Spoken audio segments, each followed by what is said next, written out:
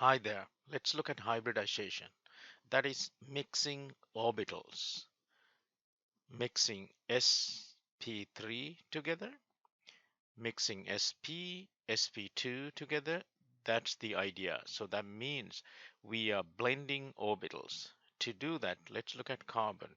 Carbon has 1s2, 2s2, 2p2.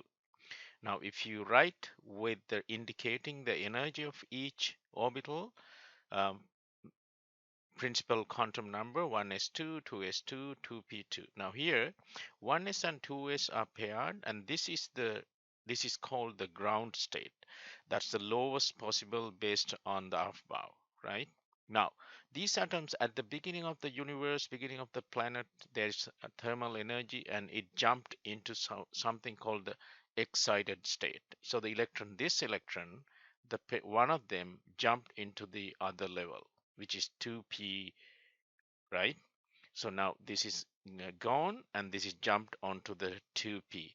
Between 2s and 2p, jumping is very easy. So that's why that happened. So between 1 and 2 is not that easy, right? So now we can say s orbitals are kind of like spheres and the p orbitals are dumbbells, right? Just keep it in mind, those two shapes where the electron can be found, right? Now we're going to mix them, blend the p's with the s kind of in between. So blue and green, I kind of got a yellowish green for that one. So now sp3, because we mixed s with 3 of the p orbitals. So that gave me sp3 hybridization, sp3 blending, sp3 mixing. Simplest way I like the mixing. Now the orbital shapes are sp3. There's 4 of them, right? Because we had 4 orbitals originally. One is 3p. Now it's 4 of the sp3, kind of like apple, banana together. You got apple, banana, 4 of them, right? Now, when you have 4 orbitals, you put it to the carbon centered and it's going to spread very nicely. One, the solid comes your way, the dash going away into the page, and the normal line, 2 lines on your screen. So on your screen, 2 electrons, going into the screen, 1 electron, and going out, coming out of the uh, screen, 1 electron. So we paired with 4 hydrogens, and simply you draw it this way.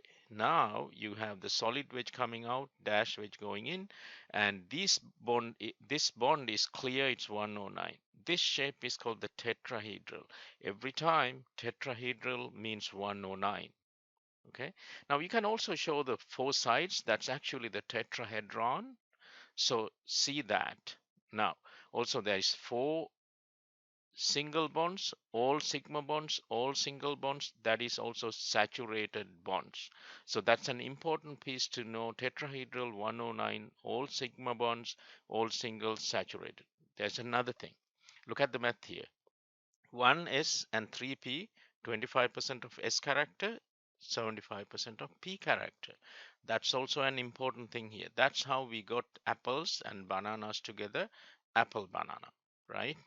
Now, so now I just copy paste the same thing because I can talk about the um, based on the carbon atom sp2 now, because sp3 you got it. Now you can scroll up and slowly visit it. Now here what you are mixing is spp, so that's why it's sp2. We forgot one p, we let that p hanging there as it is. That's I call the p free or p unhybridized. Now look at the numbers here. S has 33% and P has 66% and 100% P free there. So that's how we actually should be writing. So there's 3 of the sp2 and 1 P free, right? So we should be saying sp2 is a sp2 and a P free. So let's write it on a carbon. So carbon has 3 of the sp2 orbitals and you put another carbon, so link them. These all are sigma bonds, what you see now. And we're going to add hydrogens to each corner, pair them, so now they are fine, all sigma bonds. Now there's one thing we did not show, that is the p free orbital. So let's put that one. That's a vertical x-axis, and these ones connect from the top and the bottom, but it's one pi bond though. You link from top and bottom, it's one pi bond. So that's indicated in blue, the pi bond.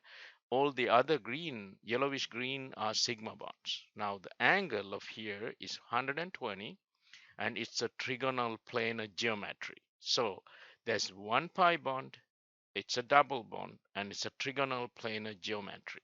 Okay, all right. So let's look at the sp. So I just copy paste the same thing. So now you're going to mix only s and a p. So that means you have two orbitals, s and a p. Now we forgot two of the p frees. So there's 2p unhybridized, or I call it 2p free. So let's not forget them though, right? Okay, now here the connection is 50%, 50% the ball S here and the 50% dumbbell. So together you get this odd shape, right? Sort of apple banana thing. And carbon, let's take two carbons. You have each two orbitals, you connected them, and then you stick the p free orbital, the blue one, it's vertical on your screen. That's kind of like the screen, on the screen, sticker on the screen, right? Sticker. Now there's another p orbital that is in the pink, that's actually horizontal to my screen. Now see that there's a horizontal pink and there's vertical blue. That's how the two pi bonds are actually. So it kind of gives the overall cylindrical shape, but that's how it looks like. Now sigma bonds, the single bonds are in white, HCC, and then there's pink, the horizontal pi bond, and then the blue, the vertical pi bond, right? You don't have to really categorize that way, but it's a good way to visualize it, right? So that's the triple bond. Now, so you can slowly put uh, copy this into 3 different pages and stick it together, keep it by your desk so you can compare side by side. So, okay, that's a summary, less than 10 minutes, hopefully. Now, let's look at few questions. This is the most asked question, actually. So, explain blending orbitals of CH2O. That's also called the formaldehyde. When I draw the Lewis structure, I need to put a double bond between carbon and oxygen. So, therefore, there is an sp2, and because it's a double bond, and there's one p unhybridized, that's the pi bond, that's the blue bond actually, right? Okay. um, Another question, yes, so let's take this one. So the common hybridization of ethylene, and it's an alkyne, and acetonitrile, this one you probably don't know, you have to Wikipedia or find the name. And ethylene, you have to know, it's a triple bond, 180 degrees, sp hybridization, it's linear, triple bond, right? But acetonitrile is actually CH3C triple bond N. So look at the CH3 has sp3, and the other two triple bond has sp. So that's how you know that, right? So that's not methane nitrile or cyanomethane or anything, it's acetonitrile. Now, let's look at this one. Show a simple way to identify hybridization in a big molecule. Sometimes you get these fancy molecules in exams, and this is what you want to do. So you want to have a sort of a cheat sheet, single, double, triple. That means sp3, sp2, sp, and sp3 means 109 tetra. sp2 means 120 trigonal planar. sp means 180 linear.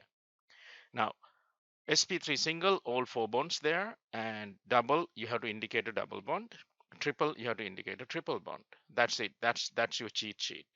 Now let's look at this one. This is the cholesterol molecule, the steroid molecule, the sex hormone molecule.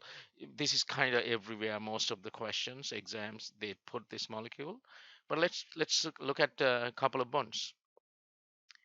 Now we're going to stick to looking for single bonds, double bonds, triple bonds, and so on, right? So let's look at this one. That's a double bond, sp2. This is a double bond, sp2.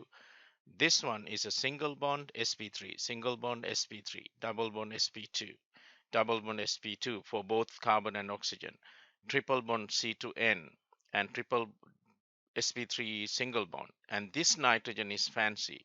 sp3 now looks like, right? Because there is a